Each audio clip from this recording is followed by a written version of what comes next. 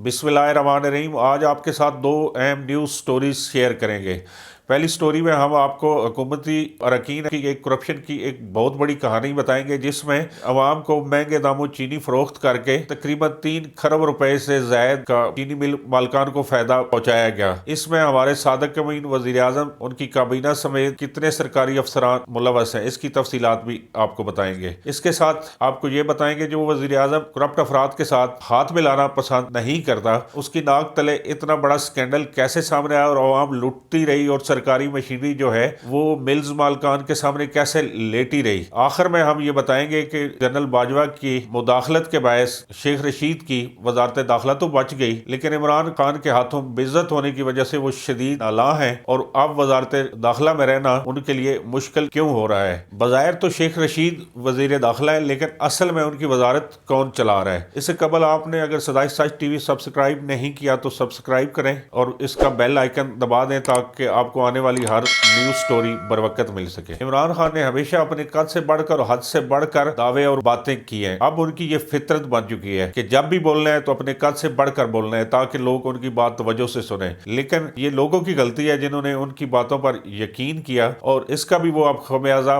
भुगत रहे हैं। कभी चीनी 150 रुपए फी किलो खरीदने में और कभी पेट्रोल 145 रुपए फी लीटर खरीदने पर। किसी ने भी ये नहीं सोचा था कि इतनी बड़ी महंगाई हो जाएगी। इस महंगाई के मुतासरीन का तो सब जिक्र करते हैं, लेकिन इस महंगाई से जो फायदा उठा रहे हैं उसका कमोबेश जिक्र सुनने को मिला है। तो आज हम आपको ये बताएंगे कि इस महंगाई का कोई ना कोई बड़ा बेनिफिशरी इस हुकूमती सिस्टम में मौजूद है जो इसका फायदा उठा रहा है। ये कभी नहीं हो सकता कि इतनी बड़ी महंगाई हुकूमती मशीनरी के तावन के बगैर हो सके। लेकिन इसमें भी एक चीज जो हमने देखा है सामने आई है, खसूसन चीनी की कीमतों में जो मुसलसल इजाफा किया गया है, उससे अब तक अगर एस्टिमेट लगाएं, हुकूमत और चीनी मिल मालकान ने 85 रुपए फी किलो चीनी की कीमत तय की थी, जो कभी भी 85 रुपए फी किलो कभी फरोख्त हुई ही नहीं है। कभी 85 के बजाय 100 रुपए, कभी 105 रुपए। फिर उसके बाद भी हुकूमत और जो मिल्स मालकान है वो एक कीमत तय करते रहे, 90 रुपए, इस तरह मुख्तलिफ कीमतें तय होती रही है, लेकिन उस पर कभी फरोख्त नहीं हुई। चीनी कमीशन रिपोर्ट के मुताबिक पाकिस्तान की जो माहाना चीनी की जो खपत है वो तकरीबन 85 लाख टन है। अगर 1 रुपया फी किलो उसमें इजाफा हो तो चीनी मिल मालकान को 5.25 अरब रुपए से ज्यादा 1 किलो में फायदा होता है। तो इस तरह अगर आप रवां साल का ही एस्टिमेट लगा लें तो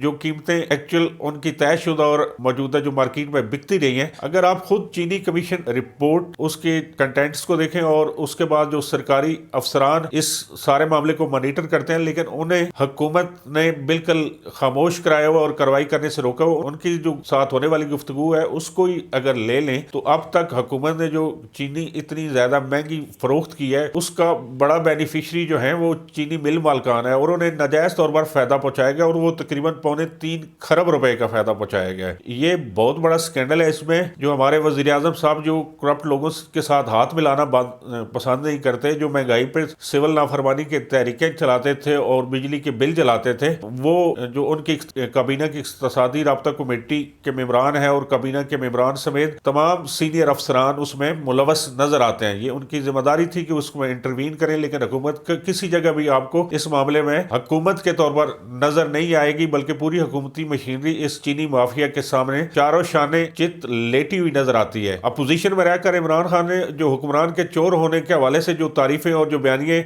मुतारफ कराए थे, उसके मुताबिक अब जो मौजूदा हुकूमत है वो चोर नहीं डकैत लग रही है। इमरान खान साहब से तो किसी को गिला होना ही नहीं चाहिए कि उनको तो उनकी जो मौजूदा एहलिया हैं बुशरा बेगम, वो बताती हैं कि वो वजीर आजम है, उन्हें तो अपनी वजारत उज़्मा महसूस नहीं होती, तो उन्हें कैसे अवाम की ये मुश्किलात और तकलीफ महसूस होगी। आते हैं दूसरी स्टोरी की जानब, जिसमें शेख रशीद जिनकी जिंदगी की आखिरी ख्वाहिश वजारत दाखिला समझी जाती थी, अब कलअदम तहरीक लब्बैक के एहतजाजी मार्च के बाद वो इससे सरेआम तौबा करते हुए नजर आते हैं। कलअदम तहरीक लब्बैक के एहतजाज के वजीराबाद पहुंचने पर उनके असाब मुकम्मल तौर पर जवाब दे चुके थे और जिन जिन को उन्होंने बताना था उनको उन्होंने बता दिया था कि अगर इसमें लड़ाई हुई तो वो वजारत दाखिला से मुस्ताफी हो जाएंगे। लेकिन army chief general Qamar Javed Bajwa की कोशिशों से हुकूमत और तहरीक लब्बैक का तनाज़ा तय ہونے کے بعد ان کی وزارت تو بچ گئی، لیکن اس دوران جو وزیر اعظم عمران خان کے ہاتھوں ان کی سب کابینہ عمران اور دیگر حکومتی اراکین کے سامنے جو ان کی انسلٹ کی گئی، جو ان کی بےزتی کی گئی، اس سے وہ سخت نالاں ہیں۔ انہیں یہ کہتے ہوئے مسلسل سنا گیا کہ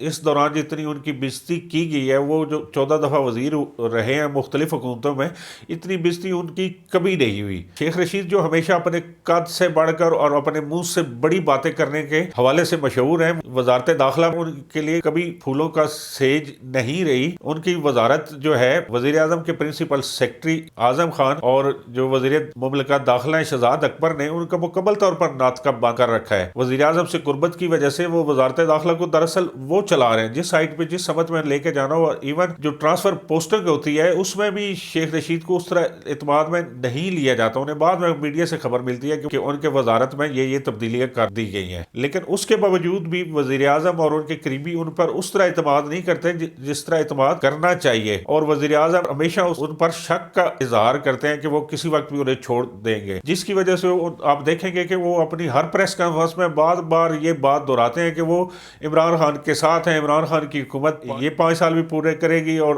اگلے 5 سال بھی اس سے حکومت ملے گی۔ بار بار چاپلوسی کرنے کے باوجود شیخ رشید کی جو موجودہ عملی حیثیت وہ ایک فوٹو سیشن اور پوزیشن کے خلاف بیانات دینے والی مشین کی ہی رہ گئی ہے۔ آخر میں بات کرتے ہیں محکمہ پولیس کی، جس کے افسران سے لے کر سپاہی تک تمام کے تمام حکومت سے سخت نالاں ہیں۔ وہ یہ سمجھتے ہیں کہ حکومت نے ان کے شہداء اور زخمیوں کے معاملے پر ماں والا کردار ادا نہیں کیا، اوپر سے جو افسران کی اتنے بڑے پیمانے پر جو تبادلے کیے گئے ہیں وہ انہیں اپنے زخموں پر نمک پاشی سمجھ رہے ہیں، جس کے باعث حکومت کے حوالے سے ایک جو فیوچر میں پولیس کا جو کردار ہوگا وہ ایک بڑی خوفناک صورتحال نظر آ رہی ہے کہ حکومت کے ایما پر پولیس کا مظاہرین یا کسی جو بلوے یا جتھے کے سامنے کھڑا ہونا، سٹینڈ لینا مشکل نظر آ رہا ہے۔ آخر میں نواسہ رسول امام حسین علیہ السلام کے ایک فرمان کے ساتھ آپ سے اجازت چاہتا ہوں کہ ظلم کے خلاف جتنی دیر سے اٹھو گے اتنی بڑی قربانی دینی پڑے گی۔ اللہ حافظ۔